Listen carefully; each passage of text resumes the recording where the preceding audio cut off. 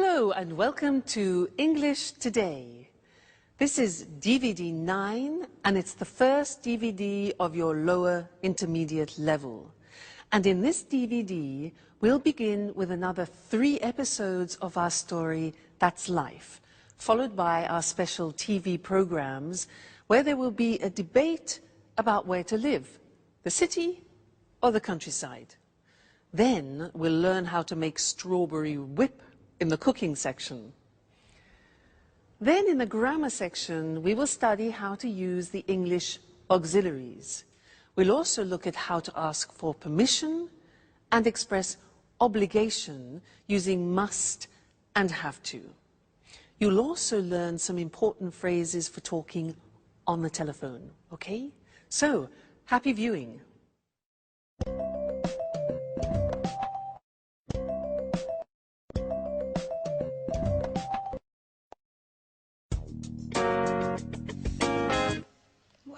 Horrible weather. I hate it when it rains. So what are we going to do today? It's a perfect day for tidying up. I enjoy putting the house in order when the weather is bad. By the way, look at the mess. We don't often get a chance to clean up together. You're joking, right? I hate cleaning the house. Don't you have any better ideas, Anne? Just a little bit of tidying up. Anyway, it was just an idea. And not a bad idea at that, in my opinion. Sorry, that idea is bad. What else do you suggest? Personally, I enjoy doing something more exciting than vacuuming and doing the dusting. Why don't we play a game? What kind of game? How about playing cards? No, I hate playing cards. It's so boring. Let's see what's on TV. Cartoons, soap operas, political talk shows. There's nothing interesting on. Shall we go for a walk? I like walking in the rain. Why don't we take a walk to the new bakery in Piccadilly? What do you say? Are you crazy? It's raining out. Well, you know what the traffic's like when it rains. I certainly don't want to get stuck in a traffic jam on a Sunday. That happens every day when I drive to work and when I drive back home. Okay. Okay. So, what shall we do? If you want, I can read your fortunes using the tarot cards. Aren't you interested in what the future holds? That's your favorite hobby. No thanks, Alice. Let's not think about the future. I prefer the future to remain a mystery. Well, I prefer to be prepared if something is going to happen. I don't like surprises. So, sit here. I'll tell you who you are and what your future holds. You know what I like to do on days like this? Nothing. Totally relaxing, doing nothing. I agree with you, Jack. Total relaxation. Now that's a great idea. And maybe eating something nice and tasty. Huh, Anne? Why don't you prepare us one of your lovely lunches? No way, guys. You don't want to go out. You hate cleaning the house. You don't like playing games. So, in other words, you want to do nothing while I have to cook. And do you know what I say? I also enjoy doing nothing. That's what I'm going to do. Watch out, couch. Here I come.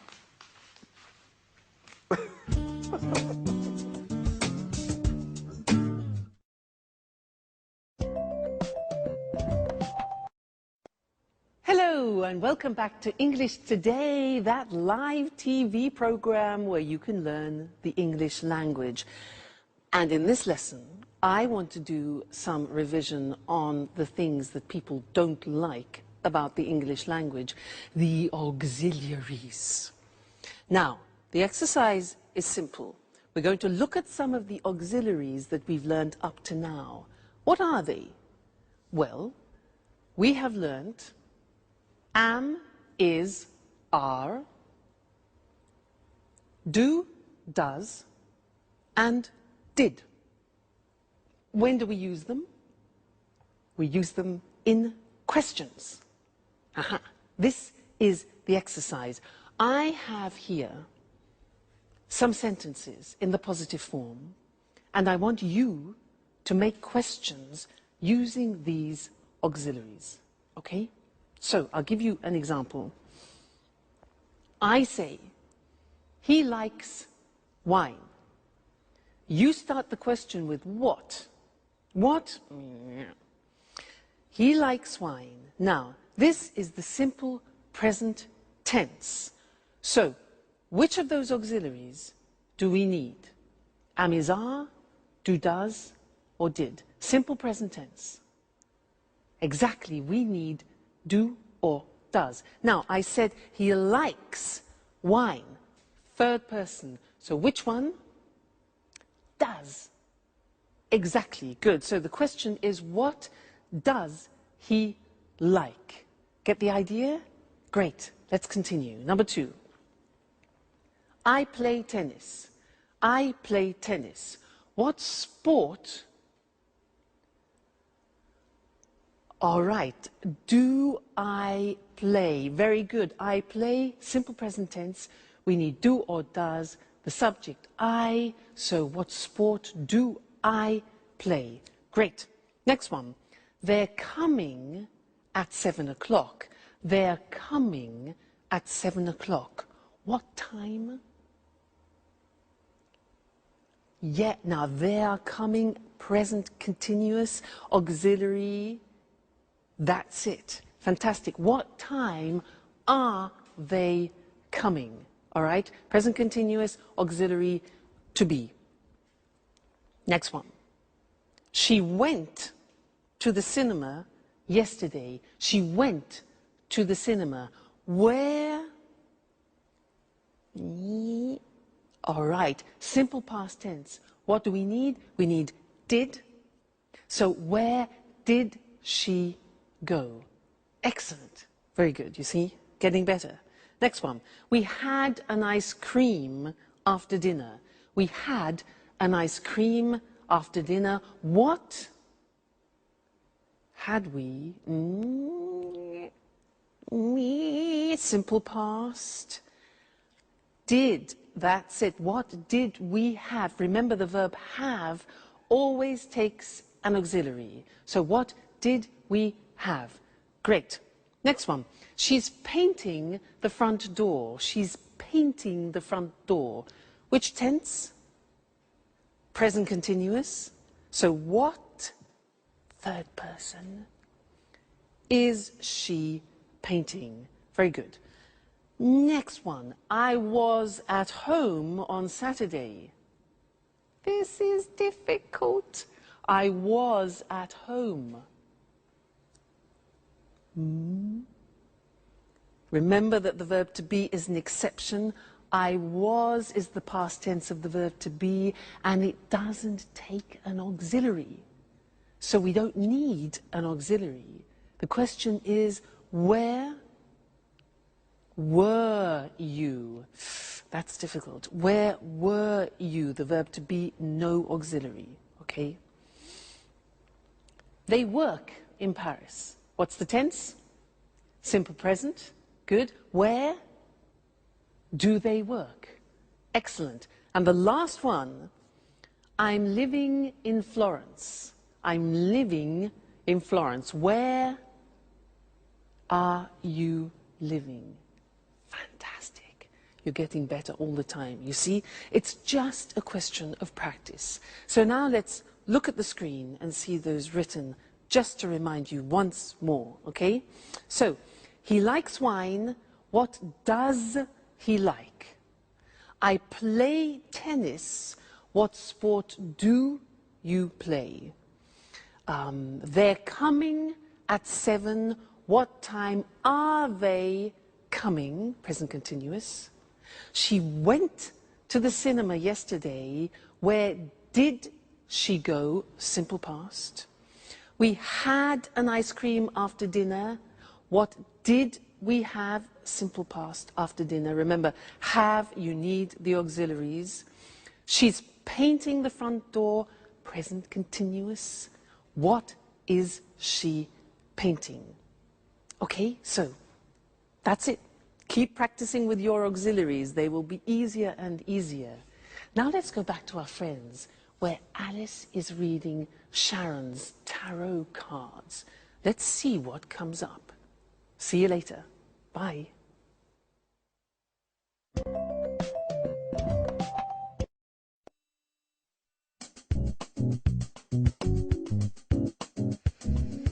Yeah, I see.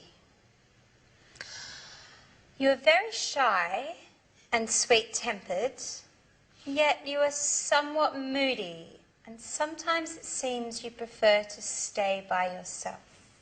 Yeah, that's right. Sometimes I enjoy solitude. Just me and my thoughts. Yes, indeed. I see that you are worried about something, but that's not clear.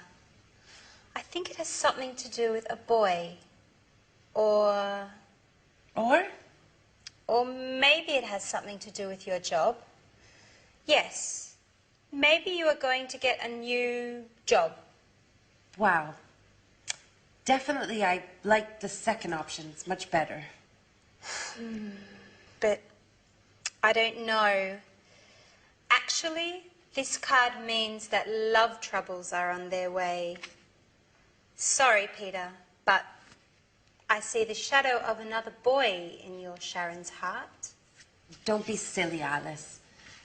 Tell me more about this job instead. Okay, if you like. So you are very careful in your work, even if it seems you don't like it that much. Yeah, that's right. I like doing things right. If I can't work well, I prefer doing nothing at all. What's more, I'm very punctual. I hate being late. Yes, and you are also very modest. Thanks, Alice. Well, actually, I can't stand people who show off. They make me uneasy. Your tarot cards seem to know me very well. Well, you know, tarot cards never lie. That's why I want to investigate more about this mysterious boy. Come on, darling, they're not always right, are they? Yes, they are. I swear it. They always tell the truth. Oh, come on, girls. Stop it. How can you spend the whole afternoon talking nonsense? Why don't we do something more interesting? Why don't we all stop doing nothing and go out? Look, it has just stopped raining. How about strolling in the park? Yeah, that's a great idea. Let's go.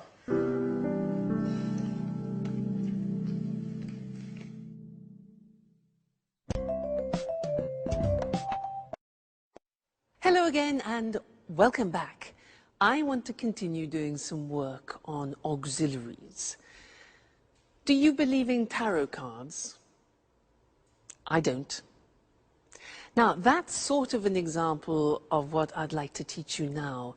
Short answers in English.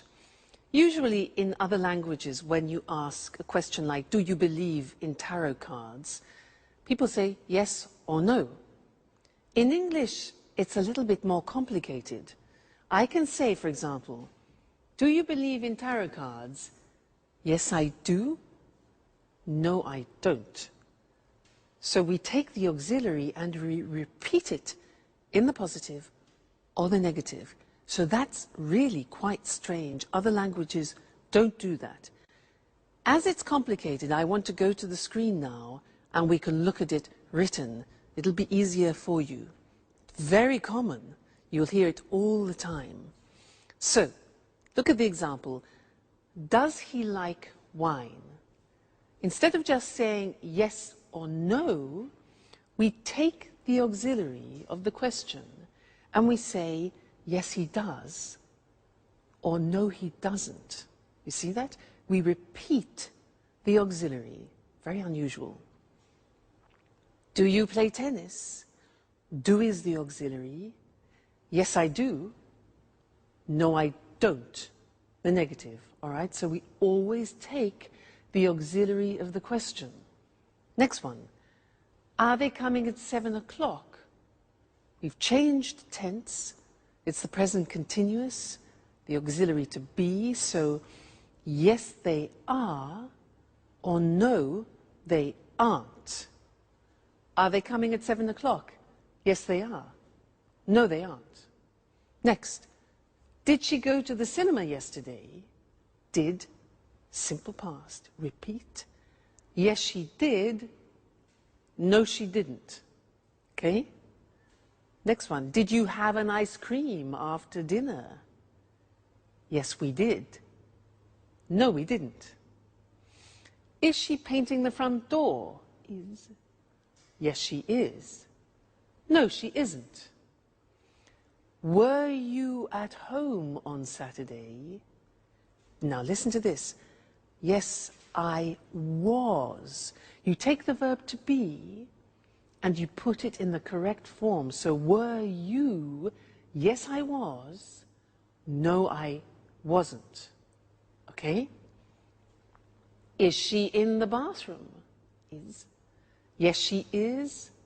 No, she isn't. Do they work in Paris? Yes, they do. No, they don't.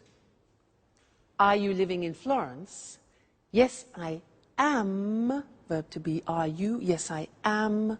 No, I'm not. So you see, it's really quite unusual, isn't it? And it's not easy. It's not a spontaneous thing. You have to practice. So, do you understand? Yes, I do. No, I don't. All right, so those are your short answers. Have some fun with them. Keep practicing them. And I'll see you in our next lesson. Okay? Bye.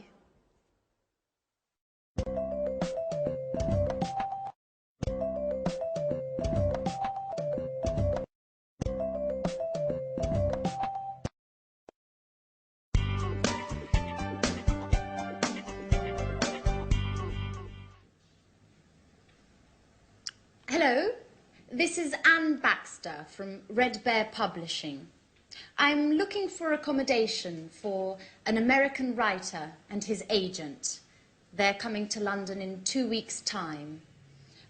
Could you tell me a little bit about your hotel, please? Our clients are used to the very best. Mm-hmm.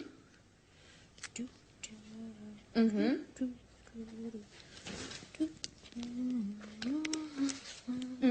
And do you also have a swimming pool? A sauna? Great. And as far as entertainment is concerned, do you have a lounge with live music?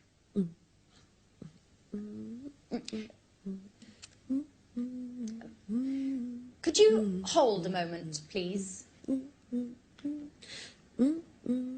Sharon, stop humming, please.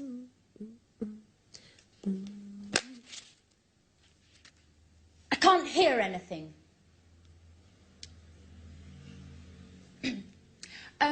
Okay, well, thank you very much for your help.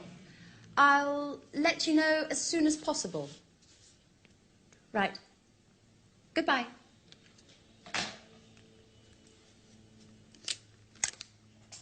What are you doing, Anne? My boss asked me to book rooms for 2 of our most demanding clients. Well, they would like a quiet hotel near our publishing house. Oh, and of course, with all the creature comforts. So I'm making a few telephone calls.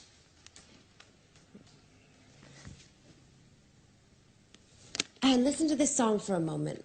It's Ray Charles's last recording. It's fantastic. I've got a lot to do, Sharon.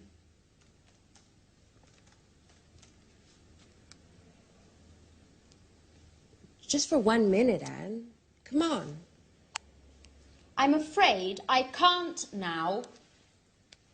But just, why don't you go over to Alice's? She's having a shower.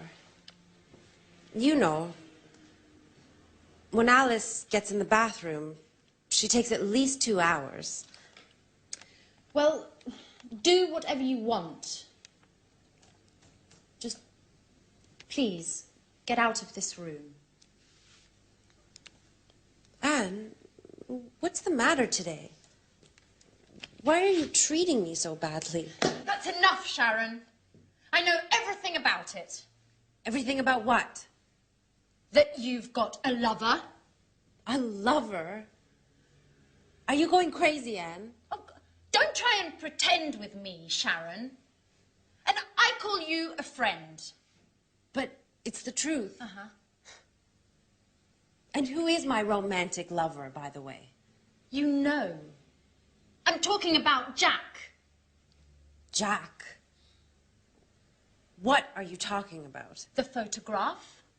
The one where you and Jack are kissing. It's not what you think, Anne. Uh-huh. So you tell me. You know, a picture says more than 1,000 words. That photo is from 3 years ago. We were engaged. Or what? But you and Jack were engaged. I know. I wanted to avoid stupid gossip. And also because of Peter. So now you're telling me that... Well, I can't believe it. I know. I didn't want to hurt your feelings. See, now you're angry with me.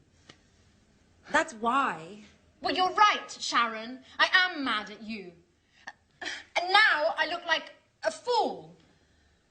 I'm sorry, Anne, really. No, my hair! What's going on? My God, It's Alice. no. Come on, let's go see what's happening. Alice, quickly! Help! My hair!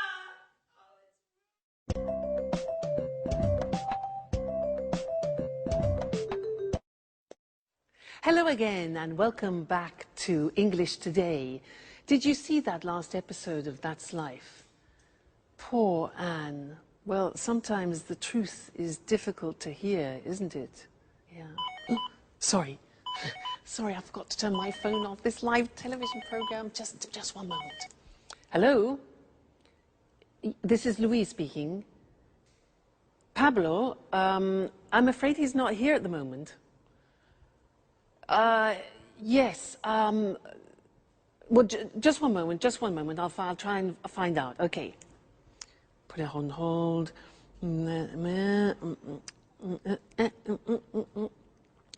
Hello? Yes, hello. Could I speak to Pablo, please? What, could you put me through to him? No. Okay, yes, I understand. No, it's not important. Don't worry. All right, thank you very much. Thank you, yes. All right, bye. Hello? Yes, hello. I'm afraid he's not available at the moment. Yes. Would you like to leave a message? Sharon called. Okay, would you like him to call you back? Yeah. All right, okay. Yes, I'll tell him. Right, thank you. Thank you very much. Goodbye. Goodbye. Sharon? Who's Sharon? Where were we? Yes, interesting. I wanted to talk to you about telephone language. Now, I used some phrases there which are quite useful to you, and I want to go to the screen so that we can see those written together and look at how the phrases work, okay? Now, look at these situations. When you don't understand someone on the telephone, what do you say? Can you repeat, please? No. No. If you ask somebody, can you repeat, please, it's like asking them to vomit. Why? Because there is a small word missing, a very important one. In English, you must say, can you repeat that? Please, very important. Many people make that mistake, and they ask everybody to vomit on the telephone. So remember, can you repeat that, please? Good. Next, when, for example, imagine that you are on the telephone and you want to write something down when the person is speaking. So you want them to... Okay, good. So you stop them. Just a minute. Just a minute. This is difficult. We say in English, I'll make a note of that. Okay? Just a minute. I'll make a note of that. I'll make a note of that. Snap decision. All right? Next one. Imagine you're on the telephone and somebody knocks at the door when you're speaking. Now, you have to say, What can you say? Yeah, so just a minute. We say, I'll be right back. Now that means that you're going somewhere and coming back then quickly. So just a minute, I'll be right back. I'll be right back. Okay? Useful, that phrase. Now, you return to the phone, okay, and the other person has been waiting for you. So you need to apologize for the inconvenience. So you can say, sorry. We say in English, sorry to keep you waiting. Sorry to keep you waiting. So you say, just a minute, I'll be right back. Music, and you say, sorry to keep you waiting. All right? Great. Next thing. You're speaking to somebody and suddenly the other person disappears. Because, disappears. Now, how do you say that? In English, we say, sorry, we were cut off. We don't talk about the telephone line. We say, sorry, we were cut off. Okay? Great. Now, when the line is bad, you know, with mobile phones, often you can't hear properly, especially when you're on the train, sometimes when you're in the mountains, and you hear... Do you know what you can say? We say in English, hello, you're breaking up. You're breaking up. I'll call you back. I'll call you back.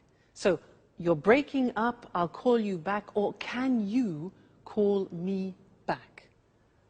All right, so those are some of the most important phrases when you're speaking on the phone, but we will be looking at more telephone language because it's very useful for you, and it's a bit unusual. You need to practice it a lot. Practice in the bath, for example. I'll be right back. I'll be right back. So that way you don't panic when you answer in English. All right? Great.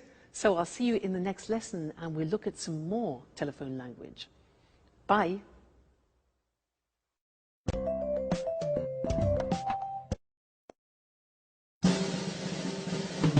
What's happening? Alice, why are you screaming? My hair! Look!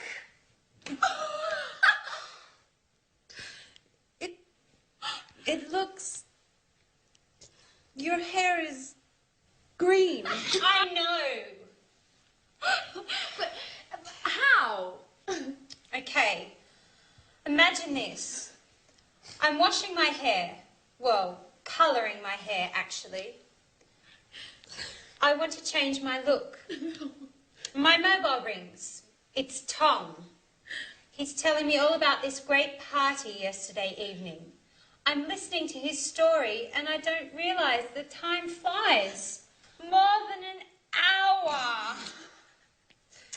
It's always the same old story, Alice. Anyways, green suits you. It looks very original, very unique, just like you. Well, Alice, don't be offended, but you look like a frog. Thanks, Anne. That's the nicest compliment. What shall I do?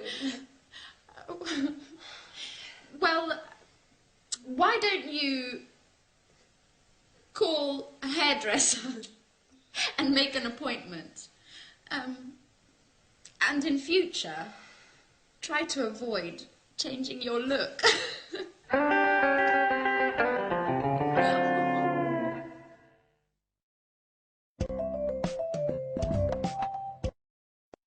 Hello again and welcome back to your live TV program where you learn English.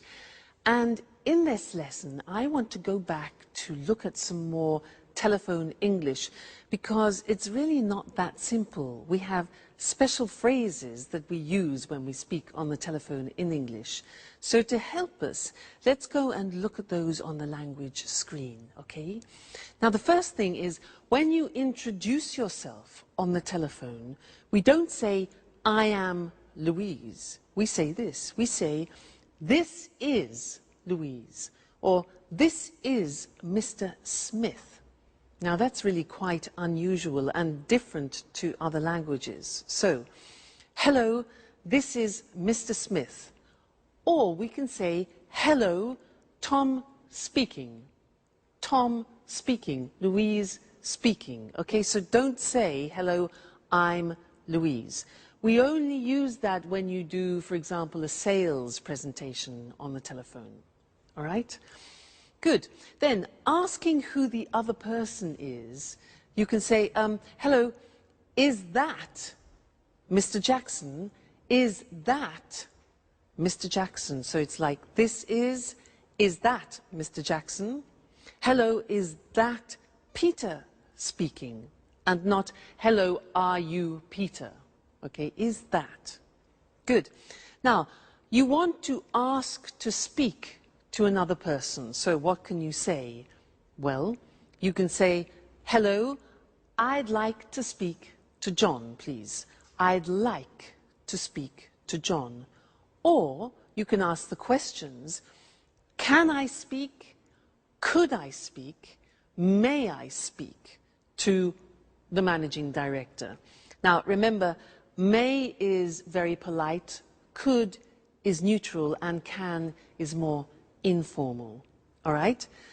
Then we could also say, good morning, could you please put me through to Mr. Smith? Now, put me through to, which is difficult to say, put me through to, is like saying in American English, could you connect me to? All right, so that's connecting people. Now, when you connect a person, you can say, just a moment, I'll put you through to him. I'll put you through to him. You need to practice that a lot. I'll put you through to him. Or, yes, Mr. Smith is in. I'm trying to connect you now. Connect is the other word.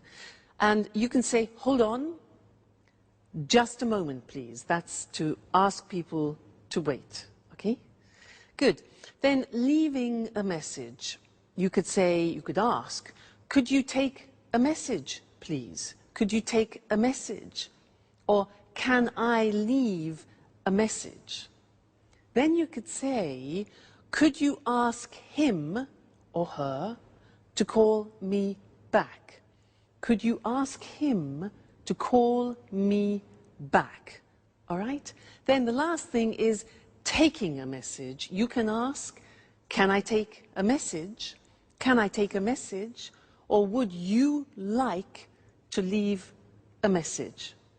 All right, so there are some more fundamental and essential English language phrases that you use on the telephone, and I think you'll find them very useful. So experiment, and I'll see you again very soon. Bye.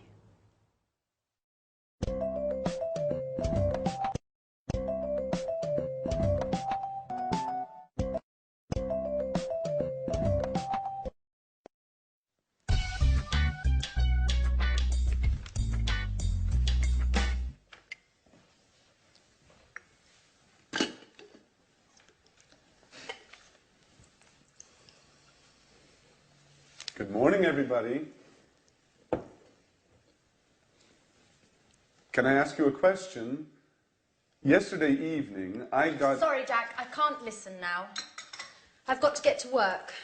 I have a meeting at 9:30 with my editor, and I'm late. But I only need a minute. It's important. Nothing is more important than this meeting. If I arrive late, my boss will kill me. Ring me later if you want. Bye-bye. Great. Alice. Alice. Can I ask you a question? Yesterday evening... No, Jack, I can't. I'm really sorry, but I have to get going too. But you never leave before 11 in the morning. Why are you in such a hurry today? I'm starting a new yoga course this morning. My horoscope says I have to do some exercise. Well, if your horoscope says so. Anyway, I only need a second. No, Jack. My teacher told me not to be late. You can give me a call later. But Alice, wait! It's important. What a bunch of nuts. I wonder what my aunt will think.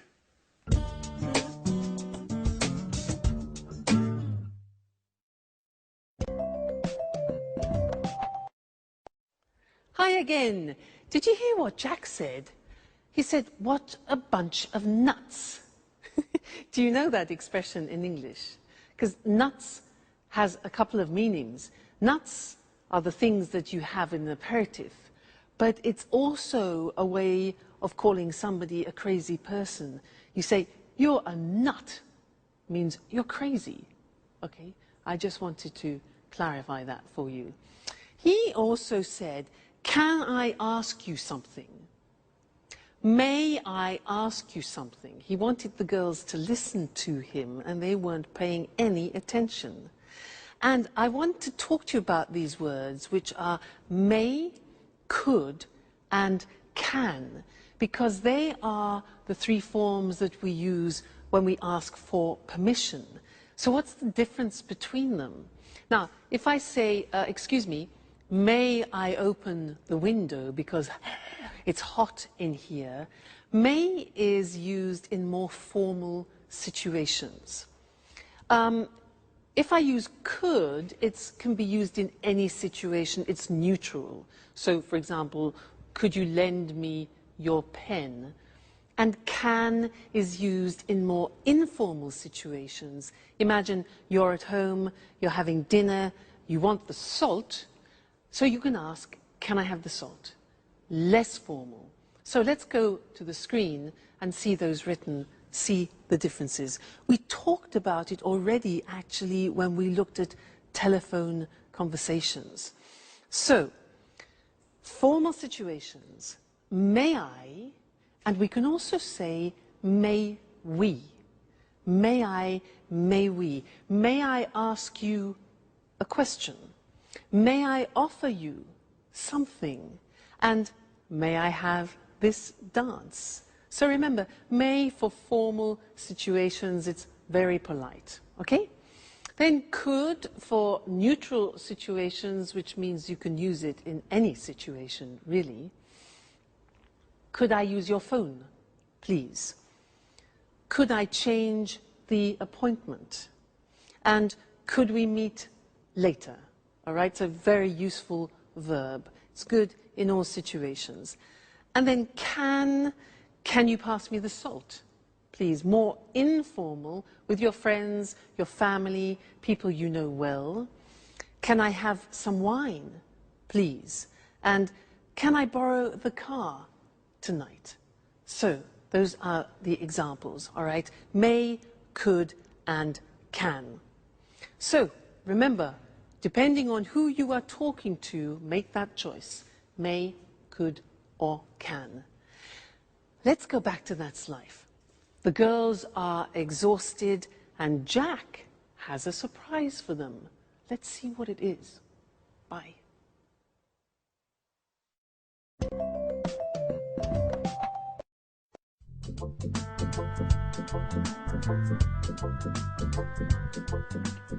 What a day. I'm exhausted. Me too. All of my muscles are killing me. What is there to eat, Anne? Well, we can make a sandwich. That's about it. The fridge is practically empty. Jack, is that you? Who's that with him? Hi, everybody. This is my Aunt Carolina. She came all the way from Bologna to see me. She'd like to see how I'm getting along. Well, good evening. Jack, why didn't you say anything? I should clean up. Look at the mess. Well, everybody was in such a hurry this morning. I tried to telephone you, but your mobile was off.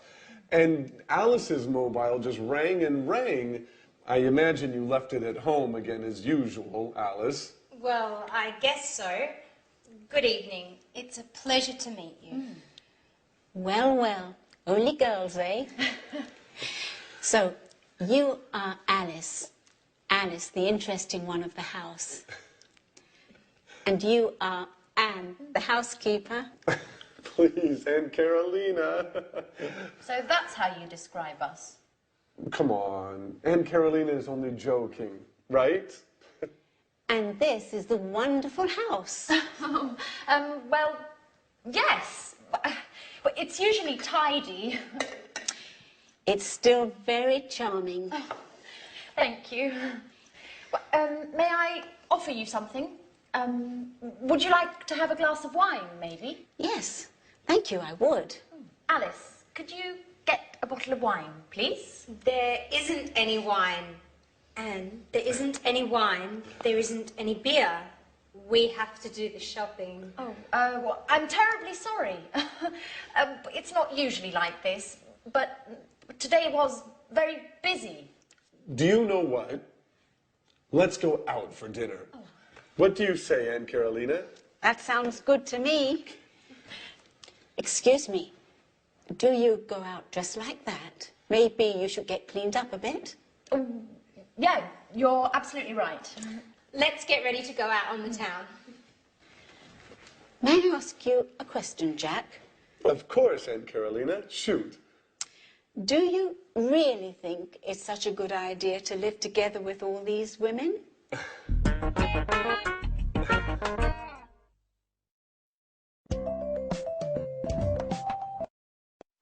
Well, hello, Mr. Monkey, and how are we feeling today? Let's check the thermometer. I know you're not well. Let's have a look. Good. Yes, the temperature has gone down. That's good news. Now, Mr. Monkey, you don't have to stay in bed any longer, okay, because your temperature has gone down, but you can't go out monkeying, not yet. You must stay indoors for another 3 days because you're not strong enough to go out yet, all right? You mustn't be too energetic.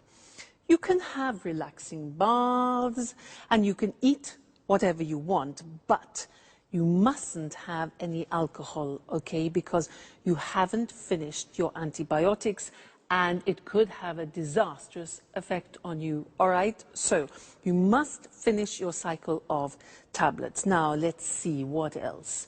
Oh, yes. And you must drink a lot of water, maybe 5 liters a day, if you can manage that. Okay?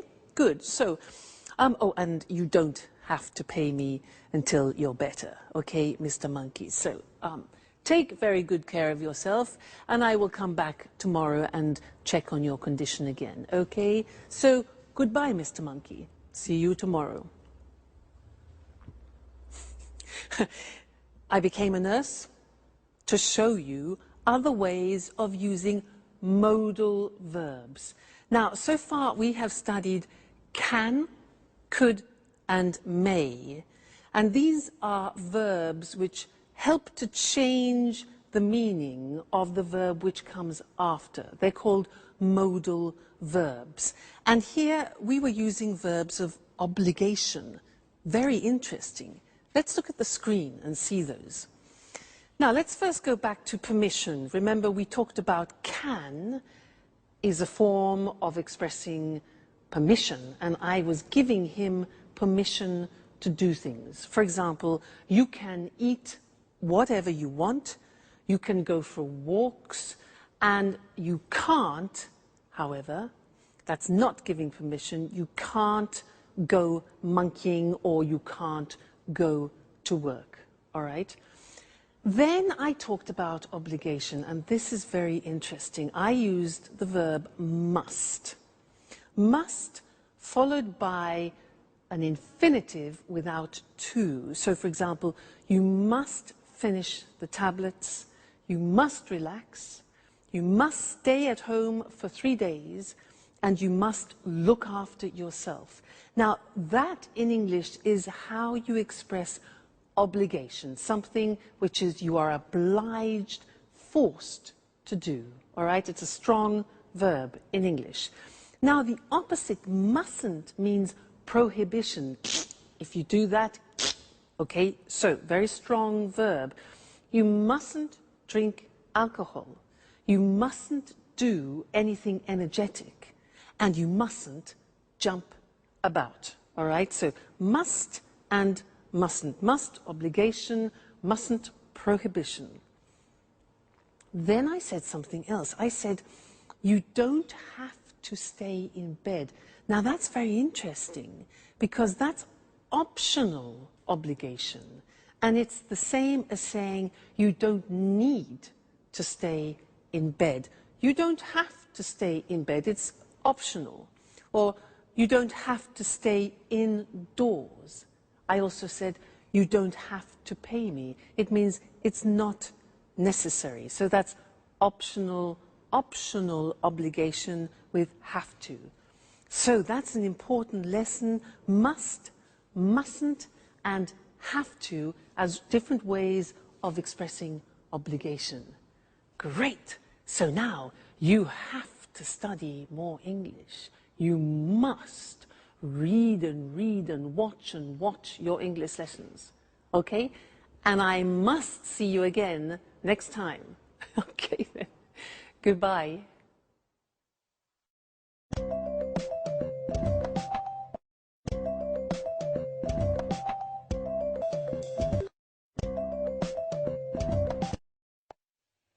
Good evening. Welcome to this week's edition of Let's Talk, our discussion program with our commentators, Tom and Marie. How are you? Fine, Eric. Fine. Good to see you again. Well, did you have a good weekend? Very good, thanks. I relaxed in the country. I have a house there. It's so peaceful. A healthy weekend. And you, Tom? Well, I had a great weekend too. I stayed in the city and it wasn't peaceful. I went out a lot and made some new friends. Sounds like a good weekend to me. So, the same old story. A relaxing, peaceful life in the country compared with an exciting life in the city. Where's the best place to be? In the city or in the country? Let's discuss this more. Sure. I'll convince you that gardening's more interesting than the pollution and chaos of the city. Well, I'm not so sure about that. Last weekend, I went to the cinema, a rock concert, and 2 parties. Gardening isn't for me. Really? Your weekend certainly wasn't relaxing. Don't you feel tired? Well, maybe a little, yes, but I love city life. The city offers so many things. It's fantastic. I don't agree with you. Life in the city is too stressful. You rush around all day long. And then there's the traffic and finding a parking space.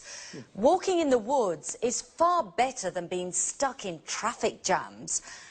I'm really thinking of moving to the country. Well, I don't think I could ever live in the country. I'd die of boredom. It would be a problem for my work, too. You're wrong, Tom. You can work from home. A friend of mine does this. He works from home. He uses the internet for email and virtual meetings. He goes to the office in the city 2 or 3 times a month. He's got 3 children, and life in the country is great for the family. And he loves gardening too.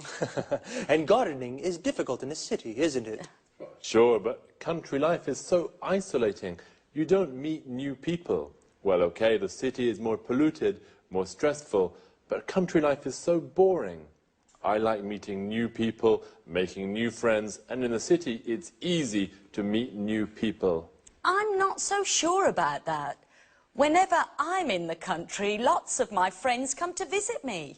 They all complain about the stress of city life, and they really enjoy the peace and quiet of the country. I'm sure that sooner or later, you'll arrive too. Let's bet on it. But if I do come, I'll bring a few friends and maybe we'll have a party. Okay, I'll be waiting for you. Of course, you're invited too, Eric. Oh, thanks, Marie. Okay, this is a good compromise.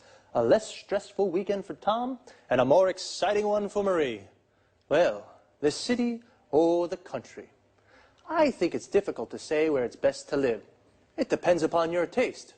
The country life is more relaxing, whereas the city life is more exciting. Well, time to say goodbye. Goodbye, Marie, and goodbye, Tom. Goodbye, Eric. Goodbye, Eric. And goodbye to you. And see you again next time on Let's Talk.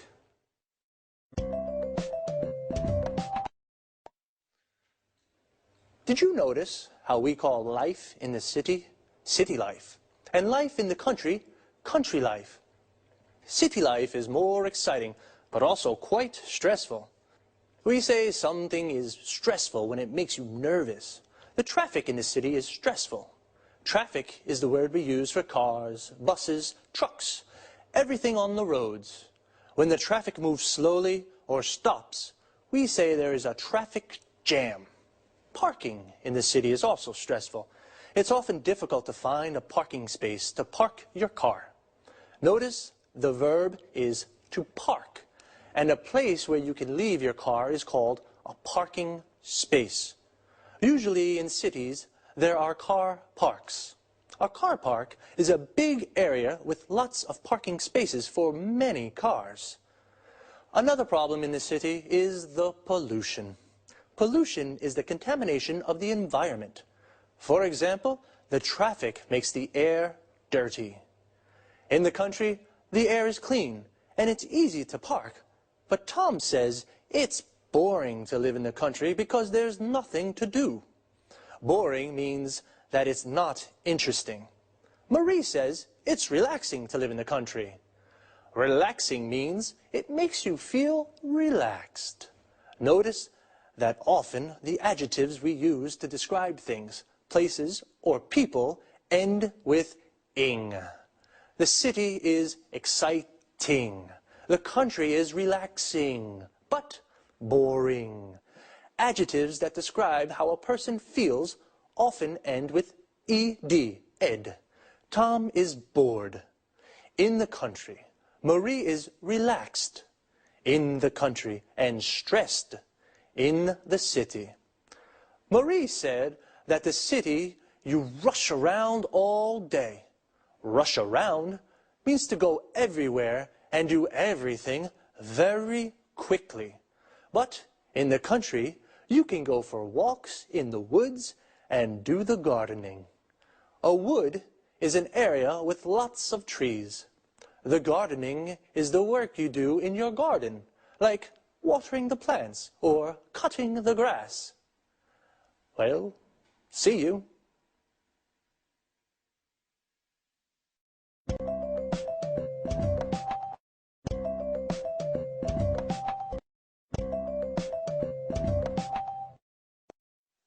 Welcome to Cooking Today. Today I'd like to introduce you to a very special guest, Lisa French. She's the popular author of the bestseller, A PhD in Homemaking. Lisa, thank you so much for inviting us into your home. It's my pleasure. If you're wondering what to make for lunch, if you have to prepare a last-minute dinner, then Lisa's the person to ask for help. Listen, Lisa, I'm having a dinner on Saturday. Could you give me a tip on a quick and tasty dessert? Of course. You can prepare an easy-to-make dish with fresh strawberries. The strawberry season only lasts a few weeks, so it's worthwhile making the best of in-season berries. And it can be made in a jiffy. Oh, strawberries. I absolutely go mad about strawberries. So let's get started. Just the idea of strawberries makes my mouth water. First, wash, drain, and hull strawberries for 4 servings. Then, mash them to a pulp. All of them? No, you have to put aside some good ones for decoration. Okay, then what? Next, whip about half a pint of cream. Then whisk 2 egg whites stiffly and fold into the cream.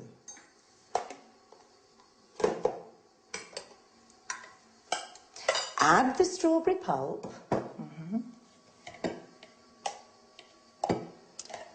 And stir in 2 tablespoons of caster sugar. Does it need cooking? No. All you need to do is pour the mixture into individual goblets. Is that all? Don't forget to decorate each one with a bit of whipped cream and the whole strawberries you put aside. Now your dessert's ready to serve. Oh, it looks delicious. Let me have a taste right now. Yummy. This is sensational. If any of you have a request regarding homemaking, then please contact us at our studio, 800-332211, or send an email to cookingtoday@homemakingtv.com. Thank you, Lisa. We have so much to learn from you. Thank you for coming.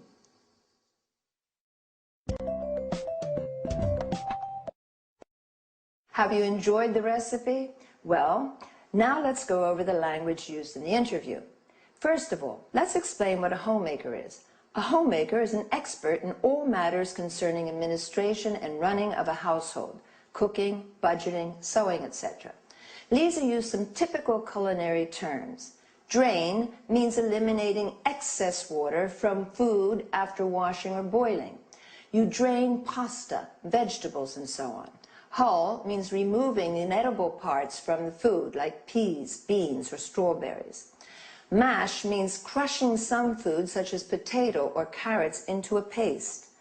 Whip means beating to a fluffy consistency, as in whipping cream. Whisk means whipping, egg whites, for example, to a froth, incorporating air or until firm. We say whisking stiffly. Stir is moving a spoon around a liquid when we add one ingredient to another. And mix them together when we say stir in. Fold in means blending other ingredients to a whipped mixture, stirring gently. Pour means adding a liquid into a mixture or serving tea, coffee, water. Lisa also mentioned a goblet, which is a small cup with stem to serve fruit salad or ice cream. A pint, which is a unit of liquid measure equivalent to 568 milliliters, a UK pint, or 550 milliliters, a US pint. A tablespoon is also used as a unit of measure. In order to express appreciation about food, we say tasty, delicious, yummy, mouth-watering. Lisa said in-season berries to mean fresh fruit.